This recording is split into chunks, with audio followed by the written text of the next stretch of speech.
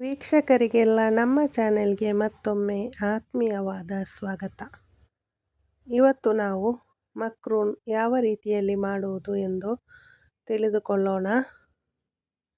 ಒಂದು ದೊಡ್ಡ ಪಾತ್ರೆಯಲ್ಲಿ ನೀರು ಇಟ್ಟು ಅದು ಕುದಿ ಬರುವಾಗ ಸ್ವಲ್ಪ ಸನ್ಫ್ಲವರ್ ಎಣ್ಣೆ ಮತ್ತು ರುಚಿಗೆ ತಕ್ಕಷ್ಟು ಉಪ್ಪು ಹಾಕಿ, ನಂತರ ನಿಮಗೆ ಬೇಕಾದಷ್ಟು ಮ್ಯಾಕ್ರೂನನ್ನು ಹಾಕಿ ಬೇಯಿಸಿಕೊಳ್ಳಿ.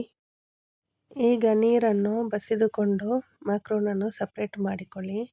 ಈಗ ಒಂದು ಪಾತ್ರೆಗೆ ಸ್ವಲ್ಪ ಸನ್ಫ್ಲವರ್ ಎಣ್ಣೆ ಹಾಕಿ ಸಣ್ಣದಾಗಿ ಕಟ್ ಮಾಡಿಟ್ಟುಕೊಂಡಿರುವಂತಹ ಈರುಳ್ಳಿ ಹಾಕಿ ಚೆನ್ನಾಗಿ ಬಾಡಿಸಿಕೊಳ್ಳಿ.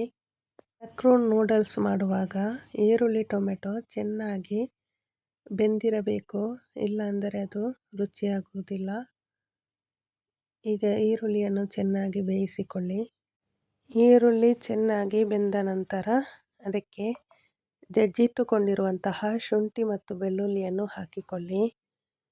ಇಲ್ಲಾಂದರೆ ಶುಂಠಿ ಬೆಳ್ಳುಳ್ಳಿ ಪೇಸ್ಟ್ ಬೇಕಾದರೂ ಹಾಕಿಕೊಳ್ಳಬಹುದು. ಈಗ ಸಣ್ಣದಾಗಿ ಕಟ್ ಮಾಡಿ ಇಟ್ಟುಕೊಂಡಿರುವಂತಹ 2 ಟೊಮೆಟೊ ಮತ್ತು 2 ಹಸಿಮೆಣಸಿನಕಾಯಿಯನ್ನು ಹಾಕಿ ಚೆನ್ನಾಗಿ ಬೇಯಿಸಿಕೊಳ್ಳಿ. ಈ ಈರುಳ್ಳಿ ಮತ್ತು ಟೊಮೆಟೊ ಮೇಲೆ ಚೆನ್ನಾಗಿ ಬೆಂದು ಪಾತ್ರೆಯ ಬದಿಗೆ ಮಾಡಿಕೊಳ್ಳಿ. ನಂತರ 2 ಮೊಟ್ಟೆಯನ್ನು ಒಡೆದು ಹಾಕಿಕೊಳ್ಳಿ. ಉರಿಯನ್ನು ಸ್ವಲ್ಪ ಫಾಸ್ಟ್ ಮಾಡಿಕೊಂಡು ಇದನ್ನು ಚೆನ್ನಾಗಿ ಈ ರೀತಿ ಮಾಡಿಕೊಳ್ಳಿ.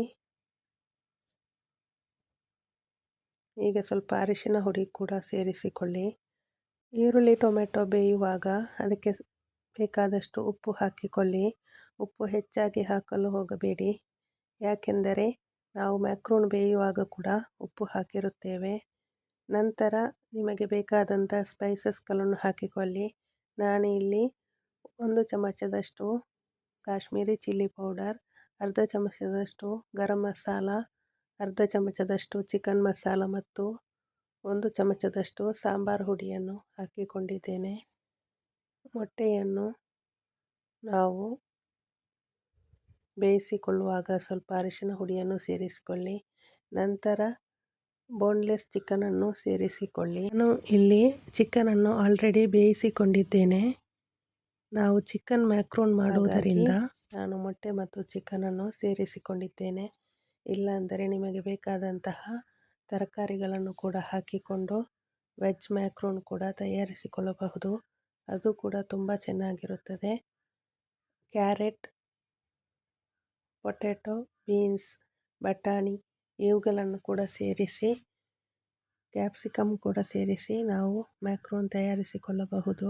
ಅದು ಕೂಡ ತುಂಬ ಟೇಸ್ಟಾಗಿರುತ್ತದೆ. ಈಗ ಬೇಕಾದರೆ ಸ್ವಲ್ಪ ಟೊಮೆಟೊ ಕೆಚಪ್ ಮತ್ತು ಸ್ವಲ್ಪ ಸೋಯಾ ಸಾಸನ್ನು ಕೂಡ ಈ ಹಂತದಲ್ಲಿ ಸೇರಿಸಿಕೊಂಡು ಚೆನ್ನಾಗಿ ಒಂದು ಮಿಕ್ಸ್ ಕೊಡಿ. ಚೆನ್ನಾಗಿ ಮಿಕ್ಸ್ ಮಾಡಿಕೊಳ್ಳಬೇಕು. ನಂತರ ಸ್ವಲ್ಪ ಕೊತ್ತಂಬರಿ ಸೊಪ್ಪನ್ನು ಸೇರಿಸಿಕೊಂಡರೆ ಸ್ವಾದಿಷ್ಟವಾದ ಮತ್ತು ಸುಲಭವಾಗಿ ಮಾಡುವಂತಹ ಚಿಕನ್ ಮ್ಯಾಕ್ರೂನ್ ರೆಡಿಯಾಗುತ್ತದೆ. ವೀಕ್ಷಕರೇ, ಈ ವಿಡಿಯೋ ನಿಮಗೆ ಇಷ್ಟವಾಗಿದ್ದರೆ ವಿಡಿಯೋವನ್ನು ಲೈಕ್ ಮಾಡಿ ಮತ್ತು ಇಂತಹ ರೆಸಿಪೀಸ್ ವಿಡಿಯೋಗಳಿಗಾಗಿ ನಮ್ಮ ಚಾನಲನ್ನು ಸಬ್ಸ್ಕ್ರೈಬ್ ಮಾಡಿ ನಮಗೆ ಸಪೋರ್ಟ್ ಮಾಡಿ. ಧನ್ಯವಾದಗಳು.